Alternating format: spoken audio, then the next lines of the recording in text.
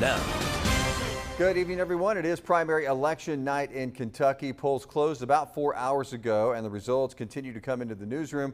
We do have several races we're following, including who will compete to replace longtime Kentucky Senator Mitch McConnell come November.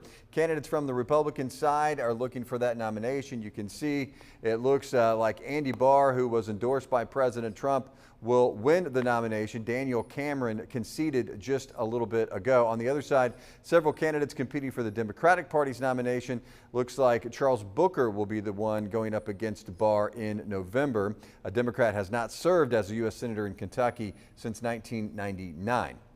In Mayfield, voters are deciding on mayor. Incumbent Kathy Onan faces two challengers, and you can see that Derek Parrott so far looks to have won this one, with Tim Choate coming in second and the incumbent mayor there in third place as of now. And as always, we'll be tracking live numbers online at heartlandvotes.com. Our website will update as those results come in.